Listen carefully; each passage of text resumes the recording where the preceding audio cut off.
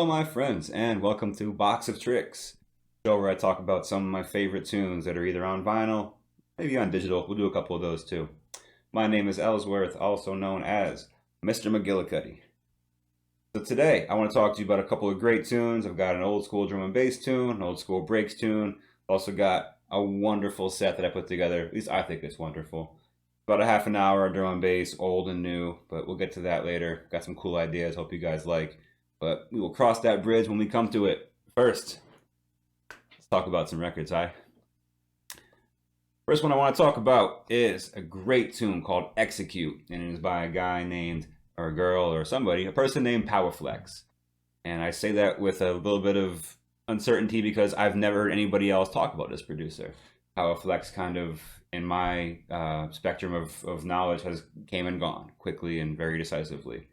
But this is one of my favorite tunes from Danny the Wildchild's set, Bat It Up. And if you've not heard it before, find it. It's on YouTube. It's on goldenerajungle.com. It's on a bunch of websites. Go find Bat It Up from Danny the Wildchild. It is a masterclass in how to spin what was happening with like mid to late 90s jump up. You know, things like where Chrome and Time went when they stopped making so much Amen heavy stuff, or just that overall style of drum and bass that was like still had shades of jungle, very organic percussion and warm bass lines, but it was littered with hip hop samples.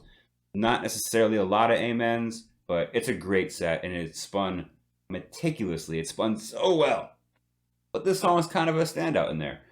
It doesn't fit the mold. It's not very hip hop oriented. It doesn't have this jump up kind of feel. It's a little bit, in comparison, it's darker, a little more just kind of mischievous almost. So let's get into it. You'll see.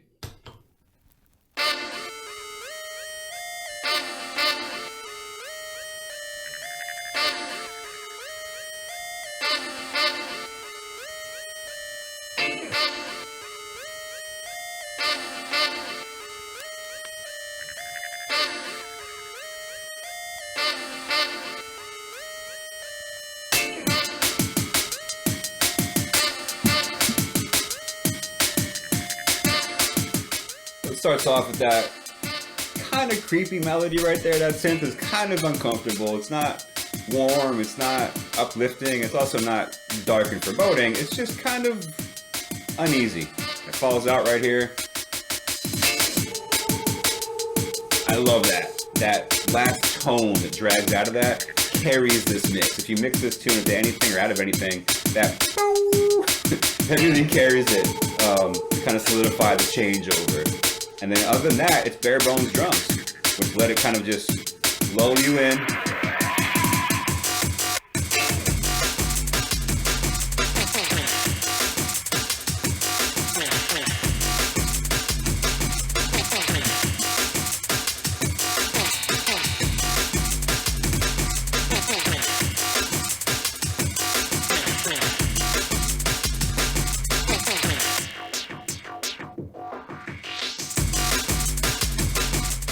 Interesting tune because the progression in this song is very it's very like non-pronounced. It's very subtle. Like the bass line is just low here. It's just maintaining the very lower part of the low end. It's not rising a whole bunch. It's not telling much of a story. But after the next breakdown, it changes.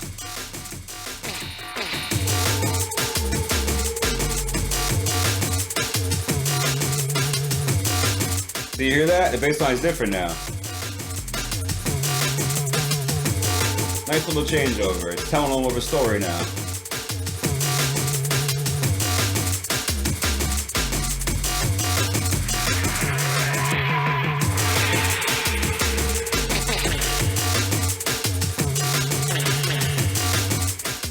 I can never really identify what that main noise is. To me, it sounds like it's like a time-stretched tom drum. But who knows? Again, I'm not a producer, so your guess is as good as mine. Unless you're a producer, then it's probably better than mine.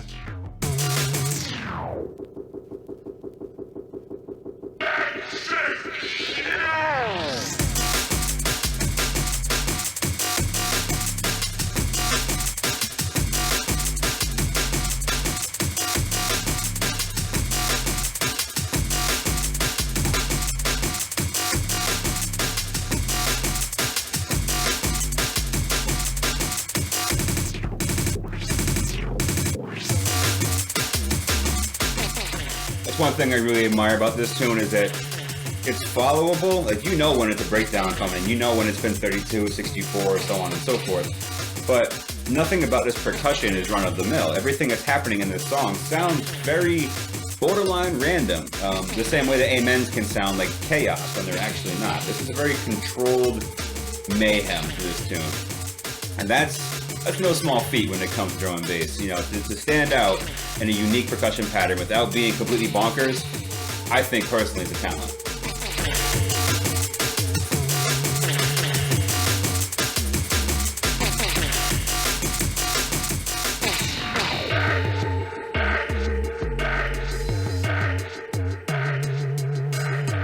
Calms down a little bit here. So this is not a tune I can find on digital anywhere. I've looked hard, trust me. So I ripped it, I've got it recorded from vinyl. And whenever I spin this in a set, obviously I will, and hopefully you guys will hear it. This is the part, this part right here, I'll probably loop this to create a more effective mix. To use this percussion for a changeover into the next element, whatever it might be.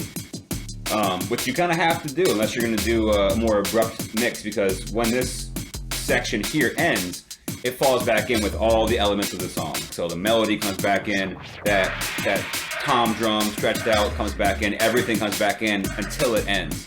So if you're looking for a real mood changeover point, this is it. Otherwise, it's going to come back in guns blazing, you'll see.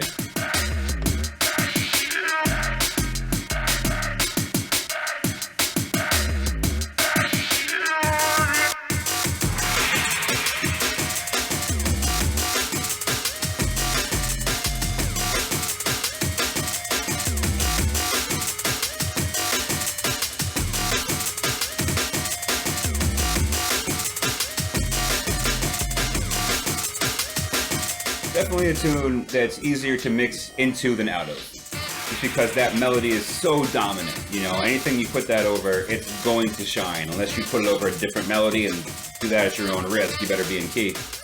But that's a real solid attention grabber. It's going to change the landscape of whatever you're working on in that moment.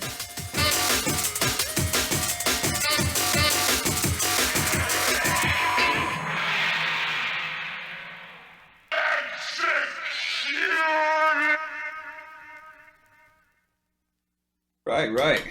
Good tune, right? One of the more unique drum and bass tunes that I have at my disposal. It's one of those songs, because I heard it in a set that I personally have put on a high pedestal. I have a hard time doing anything to this. It's because everything I do sounds like I'm mishandling it. You know, like I'm manhandling it almost. I got the same problem with a couple other tunes that we'll talk about, but you know, my ideas on how to mix out of this tune are limited. You know, mostly they would be to accentuate the percussion, throw amens over it, or find a different hard step kind of percussion to put over that late break there. I don't know. We'll find out. I'll put it into one of these sets for one of these videos one of these days, and we'll see what you guys think about it. So, little history. This is from 1997. Came out on Smokin' Drum Records, and it's from Powaflex, like I said. My friend Zach Symmetrics was the one that first tracked this down. This is not his copy. His copy is actually right here. It should have gone with him when he moved, but he had forgotten it. I don't really know, but I ordered my own copy from Discogs because it was a weapon I didn't want to lose. Just because we were splitting up the collection, I still wanted to have some songs at my disposal, and that was definitely one of them. But he forgot it, so now I have two copies apparently. But they're both on promos. They're both promo copies, so they're white labels with just the Smokin' Drum Recordings stamp on it, and then, you know, my own handwriting or his own handwriting, which is odd because when I bought mine, I bought it off Discogs, as you do, and the image was there for an actual release. It had Powaflex written in like a 90s hand style graffiti, and that's not what showed up. What showed up was a promo copy. And obviously, vinyl DJs, all of us have had this weird fetish with having this like limited shit. You know, we want the dub plates, we want the white labels, we want the thing that we have and you don't. You know, that's just kind of always been the style that we have as people that spin records. You want to have things that are less available. And you know, it's like baseball cards, like anything else, man. You want to have the rarest thing, and this is a rare thing, or it appeared to be rare because it's a promo copy. But the fact that we have two of them, and there's no actual in-person release that I could grab and show you, maybe that's the rarer one. Who knows? But it's a lovely, lovely tune. I will get into a set one of these days for the end of one of these videos, and hopefully you guys will dig what I can do to it. But even by itself, I mean, it played for, I don't know, 6-7 minutes right there. It's not a boring tune. It doesn't have any moments of stagnation. The percussion is routinely changing itself in little minute ways to keep you involved if you're following that. The melody is unique in the way that it's kind of dark without being like tech-ish Dylan kind of dark, you know what I mean? It's a good tune, man. It's a unique song, and it's one that I'm very glad that I have at my disposal. So hopefully you guys dig it too. So let's move on to the next, shall we?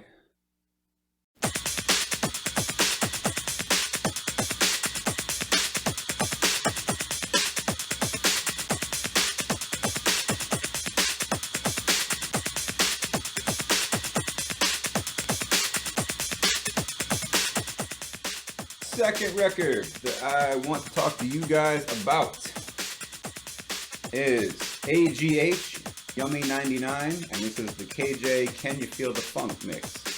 That's a mouthful.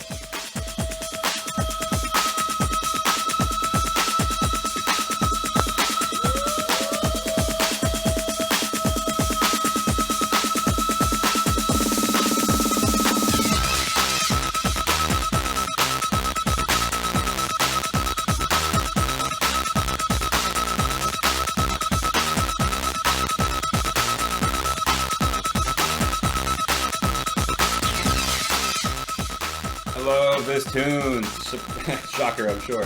As you can tell, it's a funky breaks. It goes a little beyond the funk. There's some quality acid to this as well.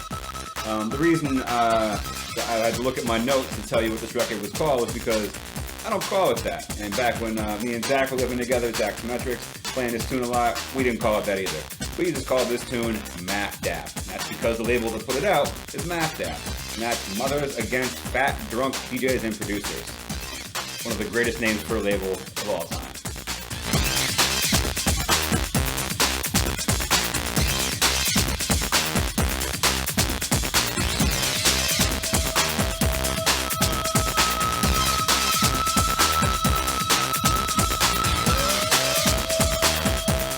It only really has a handful of elements to it. Obviously, there's the breakbeat percussion.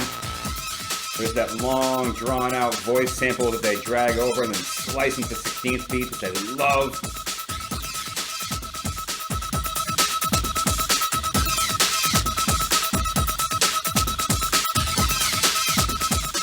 A couple of orchestra hits just kind of carrying the beat over the breakdowns and the mid-measures and stuff. And that bass line, that dun, which fell out right now, but it comes back.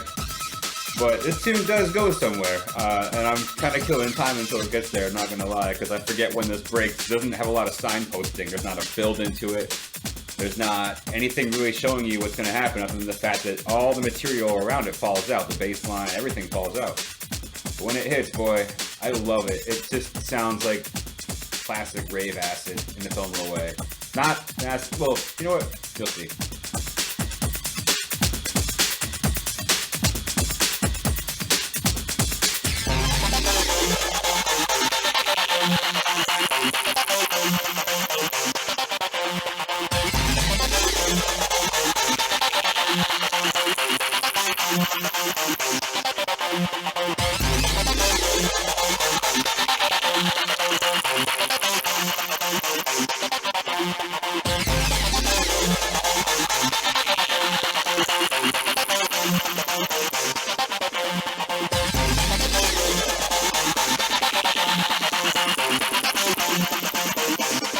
I love that so much.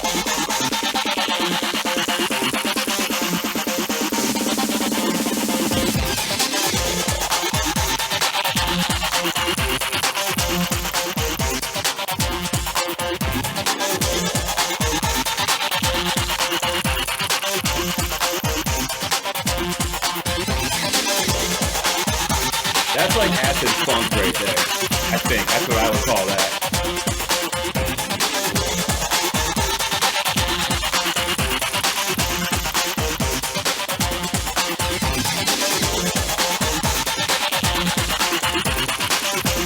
Gonna build back in, the bass line's gonna come back and doing it everything.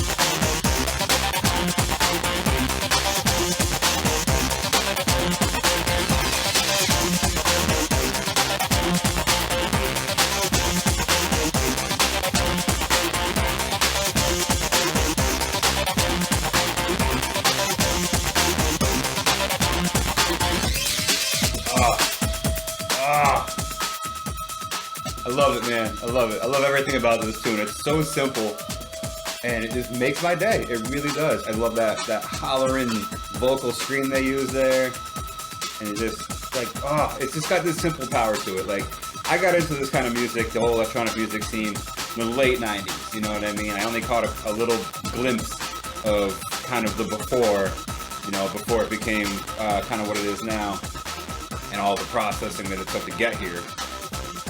And this has always sounded like, it always sounded like what was happening right before I got there.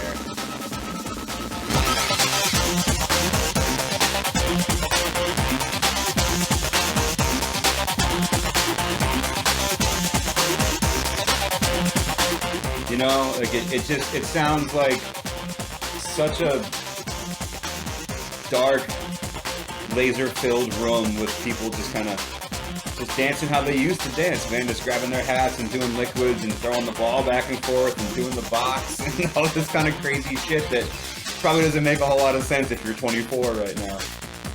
But it feels like something that was just on the cusp before I entered into the scene all those years ago. And breaks has always had a special place in my heart. I'm always going to be a drum and bass head and definitely a jungle fan the most.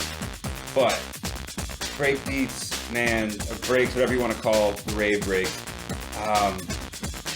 that's how you make me dance. That's the secret to making this awkward white dude dance, is to throw on some really good breaks from this era. I don't know what it is about it, can't defend myself, can't explain myself. Sort of is what it is, I guess. But this is one of my favorite breaks tunes of all time. I've only played a handful of break sets out there,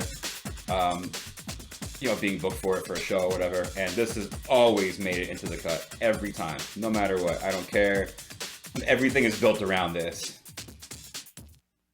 Good tune. Good tune.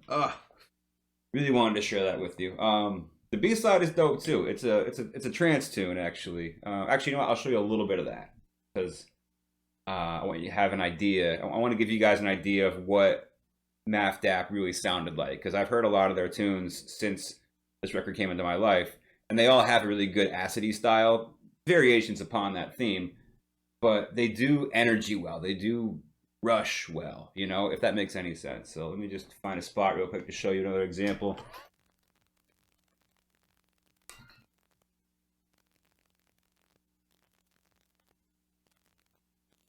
There we go. Yeah, there we go.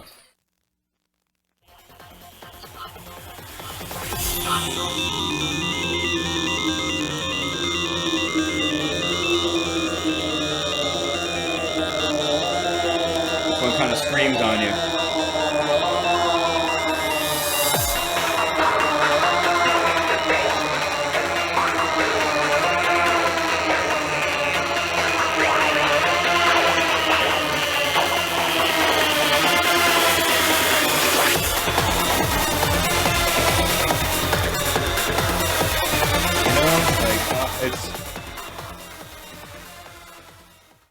They just, I don't know who was on that team other than AGH, because I have this record, but everything I've heard from them as I've hunted around Discogs and through YouTube collections, and there's even a couple of mixes that are pure mapped app.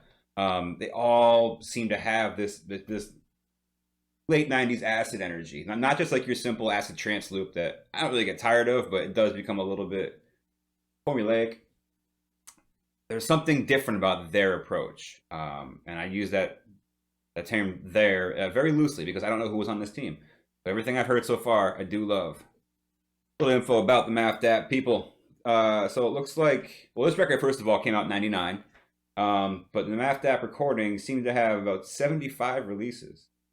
But a lot of those seem like they were kind of the same tune on different iterations. So as far as I could tell from their catalog numbers, they had about 21 numbered releases between 97 and 02. So still pretty prolific. This is the only one that I own. I had to rebuy this. This was actually the original one I had. The first copy I had was a gift from, again, my buddy Nielsen Destro. Whenever he quit DJing all those years ago, it was in one of the collections I either paid him for or he just gave to me, one or the other.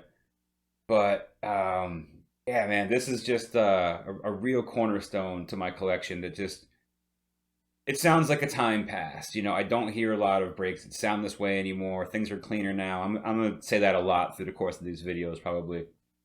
But this is really just a point in time for me. It's a milestone. It sounds like something that if I wasn't there for it, I still have a lot of respect for it. And that's kind of important, man. You know, I, for one, am all about the heritage of the things that I admire.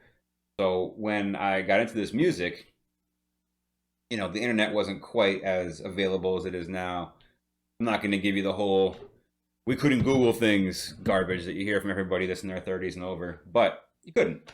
So when it became more available to go find information easily, just log on someone's computer and go Google things or whatever it might be, I wanted to go back and find what happened before I found the scene, what was going on prior to my experience in it. And yeah, this really iconizes that. This really sounds like right before I got there, man. It really does. So wonderful tune from the Math Dap Clan, Mothers Against Fat Drunk DJs and Producers.